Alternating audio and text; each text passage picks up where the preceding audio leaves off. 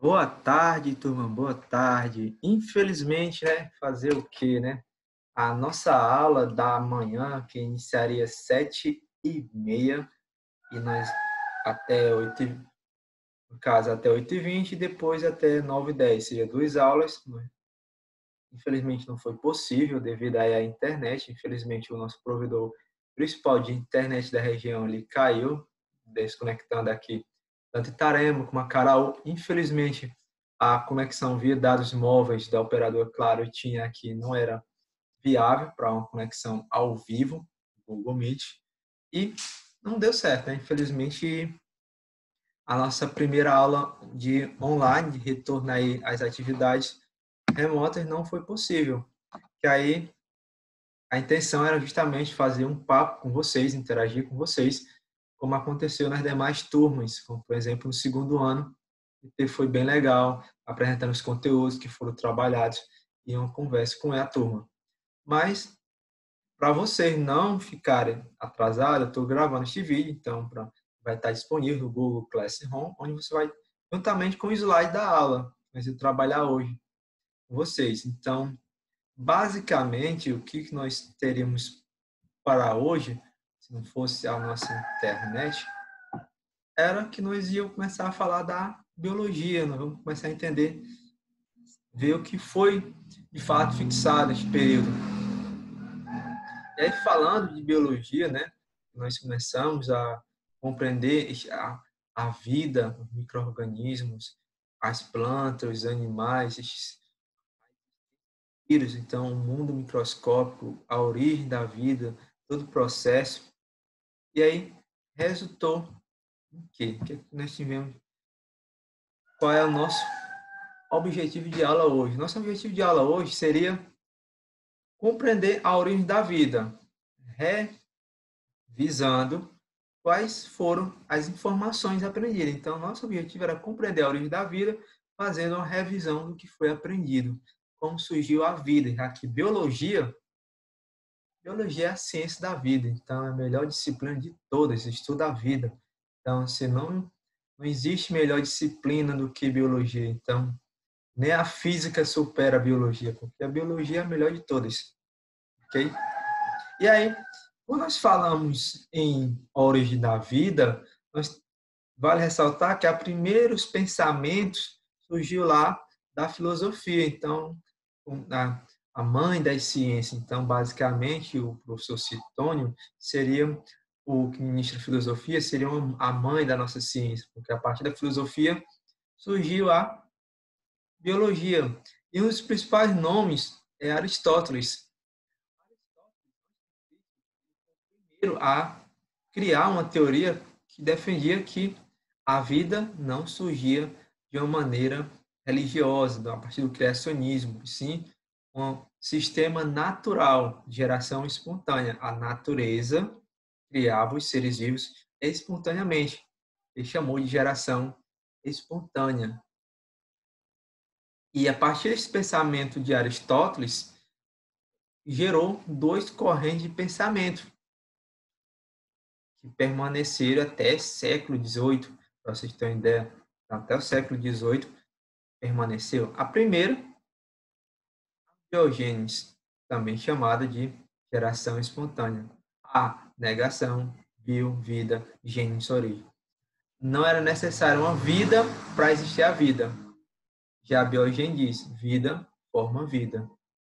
Então, a origem da vida forma vida. Então, seres vivos se originam espontaneamente da matéria bruta. Minha caneta pode ganhar vida. A matéria bruta pode ganhar vida. Segundo a biogênese. Já a biogênese diz, não, professor Jardel, a sua caneta não vai ganhar vida. A sua caneta tem que existir a partir de um pré-existente, de uma vida pré-existente. E o material dela é uma matéria bruta. Não vai gerar vida, porque aqui eu tenho um plástico derivado do petróleo. Então, um processo impossível gerar vida. Mas os defensores da geração espontânea, eles criavam silógicos, como moscas poderiam ser criadas a partir da carne podre, sapos a partir do lodo dos rios, raça a partir de camisas. E já os defensores da biogênese, eles tentavam comprovar através de experimentos esses pensamentos lógicos, que não eram provados por experimento, era apenas pensamento lógico, que é defendido principalmente pela filosofia. E um dos exemplos clássicos dos defensores da biogênese era uma lógica que é bem simples. Pegue roupa suja, misture ela com um pouco de grão de trigo, deixe em determinado local. O que aconteceria? A roupa ia se transformar em ratos. Como assim, professor, se transformar em ratos? A lógica era bem simples. Quando você fosse recolher a roupa após uns 20 dias, você vê que a sua roupa estaria faltando vários pedaços, está cheio de buracos. E você notava que para cada buraco tinha um rato.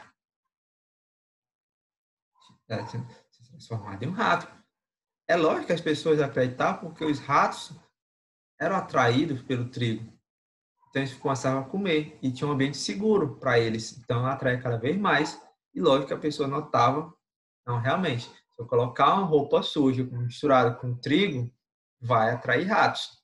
Só que na época eles que se transformavam, porque não sabiam como era o ciclo de vida dos animais. Não havia um estudo como hoje nós temos. E aí começou os defensores da eugênese. Não, isso tem algo errado. A vida não pode surgir espontaneamente. A natureza obedece leis, princípios que regem todo o sistema universal. E aí nós temos o primeiro pesquisador, um italiano, Francisco Relli. Ele foi o primeiro a tentar provar a biogênese, que é o famoso experimento dele, querendo provar que a carne não se transforma em mosca, em vermes. Na verdade, é o inseto que vem depositar seus ovos e vai eclodir para se transformar em vermes e depois em insetos. Ou seja, o termo correto, né? Lavas. Aqui estamos falando de insetos, então aqui não é vermes, são lavas, é um estágio de desenvolvimento dos insetos. Então, a carne se transformava nessas lavas, dava origem às moscas. Foi o que ele fez, ele deixou um recipiente fechado, uma tela de proteção, e o outro aberto. E logo ficou claro que no grupo de controle, que é o que estava aberto, vários insetos entraram contaminando o material com ovos, com larvas e moscas. Enquanto o outro que estava fechadinho com a tela de proteção, não houve essa transformação espontânea. Porém, os defensores da geração espontânea começaram a defender a existência de micro-organismos por geração espontânea, e o experimento do francês não conseguia impedir a proliferação de micro-organismos, como bactérias, fungos, e infelizmente voltou-se à geração espontânea ser a teoria mais aceita, porque não havia uma explicação para os micro-organismos. E aí, turma, vale ressaltar que essa descoberta dos micro-organismos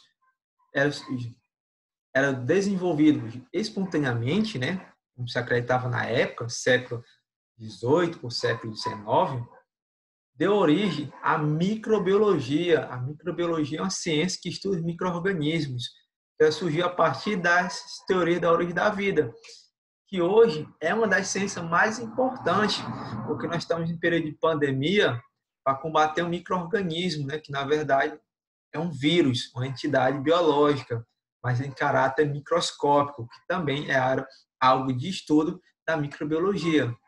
Então, neste mesmo período da teoria da origem da vida, da geração espontânea contra a biogênese, surgiu dois pesquisadores que são essenciais para a microbiologia. Nessa mesma época foi descoberto o quê? Que ao aquecer qualquer material contaminado com micro-organismos, eu vou matar os micro-organismos. Logo, eu vou ter algo que vai provar que é possível ocorrer uma geração espontânea. Foi o que o inglês, John Nerda, o inglês aqui, ele tentou provar. Olha, eu vou matar todo o material disponível no caldo nutritivo, os vermes, para provar que agora tem um caldo estéril, sem nenhuma forma de vida, e espontaneamente o caldo vai ganhar vida por geração espontânea, simplesmente porque a geração espontânea é a teoria verdadeira. Só que aí veio um italiano, um padre, Lázaro Spallanzani, que não, questionou. Na verdade, o que está acontecendo é que o seu experimento está se contaminando com o ar. Quando ele reproduziu o experimento inglês, aqueceu o caldo, esterilizando ele, depois fechando ele, selando a entrada de ar, o material permaneceu estéril. Porém, os defensores da geração espontânea, eles falavam algo importante. É lógico, Spallanzani, que o seu experimento vai realmente nunca ganhar vida, porque a vida ela depende do ar. O ar é essencial à vida, porque ele defendiu que toda forma de vida depende do ar. A filosofia fala, essa é uma lógica básica. Se eu pegar uma planta, fechar ela e eliminar o ar, ela vai morrer. Isso é experimentos de botânica mais avançada, principalmente na área da engenharia genética, é notável. Se você pegar uma planta, isolar o ar, deixar ela sem o ar, ela vai morrer. Ela vai conseguir morrer. Se eu conseguir eliminar todo o ar disponível, ela vai morrer. Ou seja, se eu deixar ela vivendo sem ar, ela vai morrer. E aí, os defensores da geração espontânea falaram que o experimento de Spallanzani falhou por isso. Não teve contato com o ar. E quando o Spallanzani te removeu a sua rolha que estava selando o recipiente, que aqui na química é chamado de balão, né? Um balão de vidro, houve a contaminação. Porque o ar é contaminado. E aí Spallanzani teve que aceitar que ocorreu uma geração espontânea. Até chegar um francês, Louis Pasteur, um francês que é muito importante para a microbiologia, para a química, e também tem trabalho na área de química. Acho que provavelmente ao longo do ensino médio, o professor Guilherme, de química, ele vai falar deste rapaz que tem importância na química, ele tem importância muito grande para a microbiologia. Quando nós for estudar lá no segundo ano os micro-organismos, ele é uma referência. Processo de pasteurização para a indústria do leite, laticínios. A pasteurização do leite foi descoberta por esse rapaz aí, Louis Pasteur. Ele é um grande nome, de referência para a microbiologia, final do século XVIII. Ele sabia que os micro-organismos estavam presentes no ar. Então, é lógico que o experimento lá do inglês e do italiano, toda vez que fosse mesmo fervido o material, o caldo nutritivo, mas deixando o balão aberto, seria contaminado. Foi que ele só quer descobrir algo interessante, que ajudou hoje a aperfeiçoar os EPI, equipamento de proteção de segurança individual. Principalmente os alunos aí do curso técnico de desenho da construção vão ouvir falar muito isso. O professor Germano vai explicar o que é EPI, equipamento de proteção individual, e os equipamentos de proteção coletiva. Na construção civil tem os dois. O pessoal de eventos vai trabalhar muito com EPI, principalmente para na hora de manipular alimentos. Então, vai precisar de EPI, os equipamentos de proteção individual. O pessoal da turma de redes, computadores, também vão ter EPI, em alguns casos, dependendo de onde for trabalhar, ou do IPC, do coletivo, porque vai que tem algum contato com o servidor e pode ter algum problema elétrico, e aí gerar a necessidade de usar um IPI.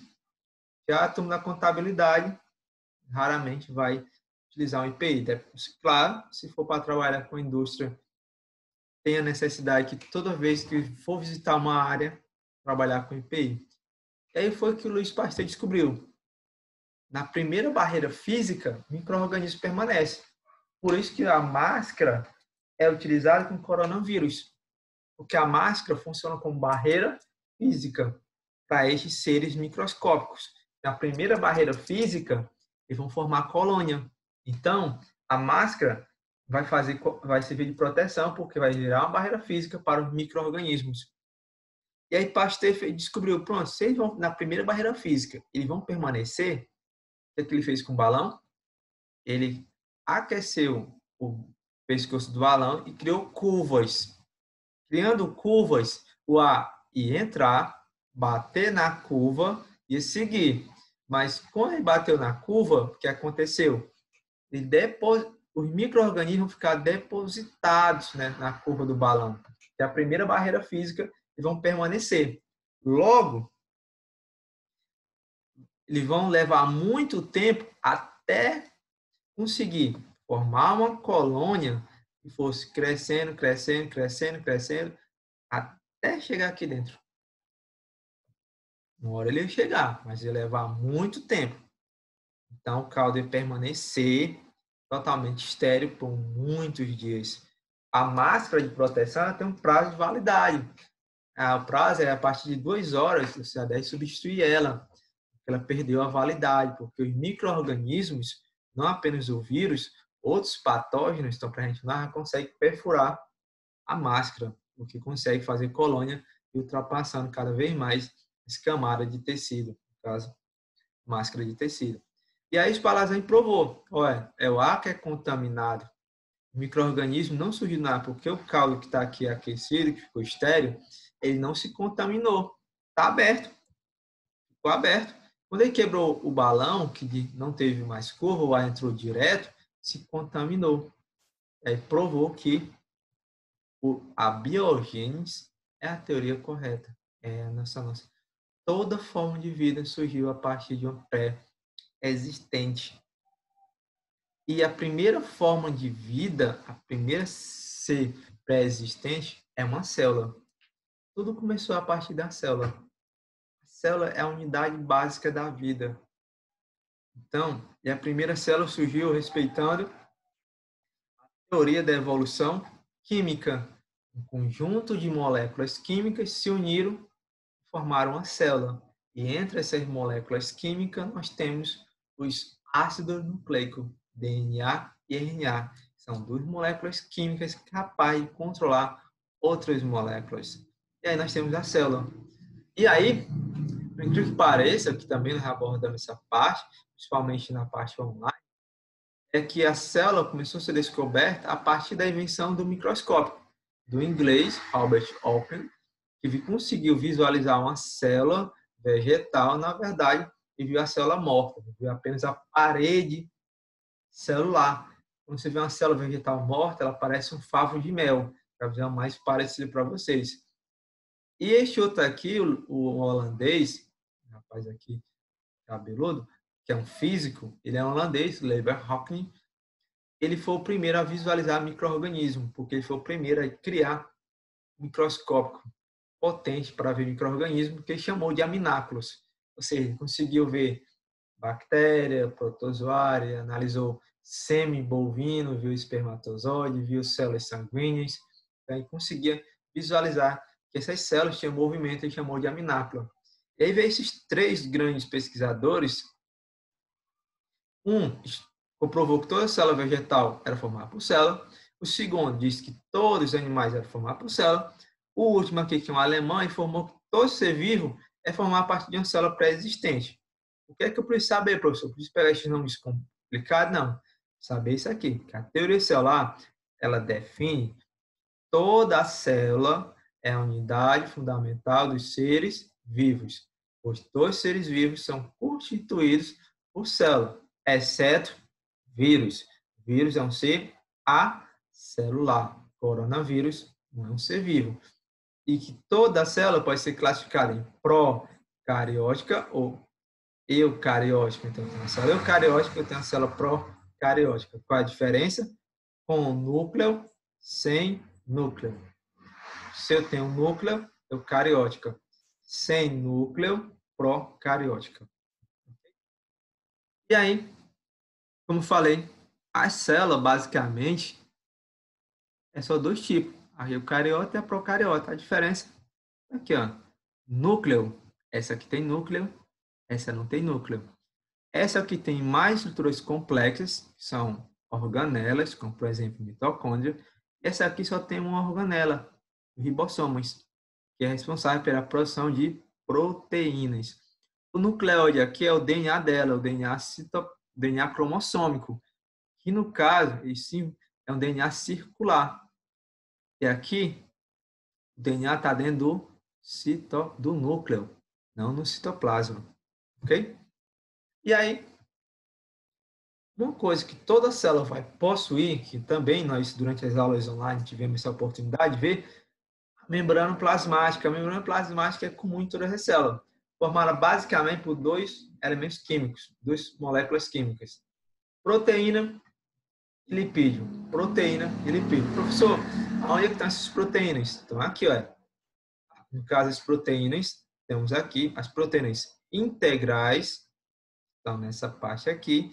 Nós temos as proteínas periféricas, que estão sobre ou abaixo da membrana plasmática. Eu posso ter proteínas sobre a camada de fosfolipídios ou abaixo da camada de fosfolipídios, chamadas proteínas periféricas. Posso chamar as proteínas integrais, ok? E aí nós temos o lipídio, que pode principalmente representado pelo fosfolipídio. Essa é a dupla camada de fosfolipídio. Mas também encontra colesterol, outro lipídio. Ah, professor, mas aqui eu tenho carboidrato. Mas o carboidrato está presente no glicocálice, também um grupo de proteína. É um glicoproteína, também tem isso aí, mas nem toda bactéria tem carboidrato em sua superfície. Todo micro-organismo não tem carboidrato em sua membrana plasmática, mas eu encontro com 100% de certeza proteínas e lipídios. E aí, dentro da célula, e aí nós temos uma célula eucariótica, presença de núcleo, e aí, devido à falta de internet, infelizmente, aí neste momento aqui, era que eu ia fazer, onde teria mais perguntas para você que está me assistindo agora, porque eu ia começar a perguntar as funções de cada uma dessas organelas, para saber se realmente você conseguiu aprender alguma coisa. Acredito que a maioria realmente pegou. Vocês vão trabalhar em umas aulas interessantes. As provas também mostravam que vocês tinham aprendizagem. Mas sabemos o quê? Mitocôndria, produção de energia, ATP. Lisossoma, essa aqui é digestão intracelular. A função dele é digestão intracelular. Centríolos, que são essas estruturas aqui, centríolos, é divisão celular, orientar a divisão celular e formação de flagelos e cílios. Retículo endoplasmático liso, é a estruturazinha aqui. Produção de lipídio, sintetização de lipídio. Ele é chamado de liso porque ele não tem os ribossomos. Ribossomos, produção de proteína. Quando aderido ao retículo endoplasmático, ele forma o retículo endoplasmático rugoso. O aparelho de Golgi, ou complexo de Golgi, secreção celular, ok? E aqui eu tenho o núcleo, onde tem a membrana nuclear, chamada de carioteca. Eu tenho a cromatina, que é uma mistura de DNA com proteínas. Eu tenho um poro, que são aberturas de comunicação do núcleo com o citoplasma. E eu tenho isso aqui, que é o nucleolo, que é responsável pela produção de RNA. Então, ele vai sintetizar RNA a partir das informações presentes no DNA cromossômico, está presente aqui dentro da cromatina. Ok? Vacúolos, onde vai acumular lipídios, produzidos pelo retículo endoplasmático liso. Ou também água, dependendo do tipo da espécie portadora dessa célula eucariótica. Ok? E aí, nós ia abordar, por fim, o vírus, a entidade biológica intermediária entre o mundo vivo e não vivo. Ele é um limite, ele é um elo perdido da evolução. Ele é uma prova da evolução química, que a evolução química, a partir dela, surgiu a célula, porque eu tenho um material formado apenas por ácido nucleico e proteína. Apenas ácido nucleico e proteína. Duas moléculas, mas que são capazes de provocar sérios problemas. Como, por exemplo, uma pandemia que parou o mundo, parou todos os países do mundo, parou a economia, afetou a vida de pessoas, matou milhares de pessoas. Infelizmente, aqui no Brasil, nós temos uma triste notícia de mais de 100 mil mortos. Mais de 100 mil mortos. E boa parte dessas mortes poderiam ter sido evitadas. Como, professor? através de medidas básicas que muitas vezes nós não conseguimos respeitar, tanto isolamento social, distanciamento social, as medidas de higienização adequada, não conseguimos permanecer, e aí resultou nessa morte de milhares, de centenas de pessoas no Brasil e de milhares de pessoas no mundo. Mas esses vírus são muito simples, são basicamente uma proteína envolvendo o material genético, que poderá ser o RNA ou o DNA. Em alguns casos, os megalovírus. Megalovírus aí tem os dois materiais genéticos. Um grupo especial de vírus tem os dois. Mas geralmente os vírus só têm ou RNA ou DNA. Ok? E aí, nós sabemos, para finalizar abordar essa aula, que a teoria celular moderna ela diz que todos os seres vivos são formados por célula. Não esqueçam. E a célula é a unidade morfológica, fisiológica dos seres vivos. Ela controla tudo. E toda célula surgiu a partir de uma pré-existente. E a primeira célula surgiu a partir da evolução química. E a menor unidade da vida é a célula. Vírus é um acelular. Por que é celular? Não tem membrana plasmática. Para ter membrana plasmática, precisa de ter proteína e lipídio. Vírus só tem proteína, não tem lipídio. Não forma membrana plasmática. Toda célula tem citoplasma. Vírus não tem citoplasma. Logo, ele é um ser acelular. Ele é um parasita, ou seja, ele depende de uma outra forma de vida para se reproduzir. Entra intracelular. Ele tem que ser, só consegue se reproduzir dentro de uma célula. E obrigatório. O que quer dizer que é obrigatório? Ele só consegue se reproduzir dentro da célula. Fora da célula ele não tem reprodução, porque ainda tem os parasitas intracelular. Ele vive dentro da célula, mas fora da célula ele consegue se reproduzir. No caso aqui, dos vírus, ele não consegue. Por isso que é um parasita intracelular obrigatório. Ok? E nós vamos encerrar essa primeira revisão da aula com essa mensagem para vocês. Pode fazer uma apresentação desse conteúdo, uma discussão legal, pergunta, vocês esclarecer dúvida, mas vocês vão saber que você precisa colocar na mente de vocês, agora, nesse ensino remoto. Quanto mais você estuda, mais aprende e mais se aproxima dos seus sonhos. Todos vocês que estão me assistindo, você que está me assistindo, você tem um sonho. Mesmo que não seja aquele sonho que você colocou lá na aula de projeto de vida, na aula de PV, teve uma atividade que você foi, preciso dizer qual era o seu sonho que você pretendia, pode ter mudado pós-pandemia, você pode ter mudado de pensamento, mas você tem um sonho. Mesmo aqueles que falam que o professor não tem um sonho, não tem um sonho de nada. Eu vou seguir a vida de acordo com como ela vai, mas você tem um sonho sim. Lá no seu interiorzinho da sua cabecinha aí tem um sonho.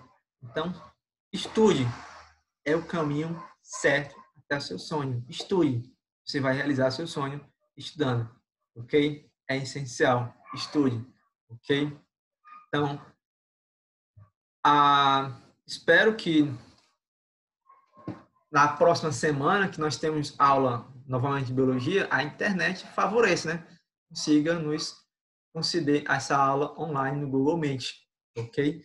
Mas, infelizmente, não foi possível hoje, então estou gravando essa aula para vocês não perderem. Não esqueça, vou postar essa aula no Google Sala de Aula, juntamente com o slide. O que você vai fazer? Terminou de assistir, dá uma olhada também no slide, para ver se ficou alguma dúvida, faz uma leitura do slide. E, por fim, marca como concluída. Só marcar como concluída. Professor, você vai passar alguma atividade, algum formulário? Não. Ok? É só assistir a videoaula, fazer a leitura do slide, marcar como concluída a sua atividade no Google Classroom.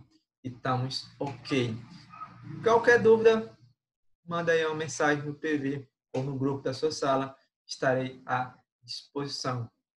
Tchau. E não esqueça, biologia é a melhor disciplina. Supera toda. Até a física não é nada comparável à biologia.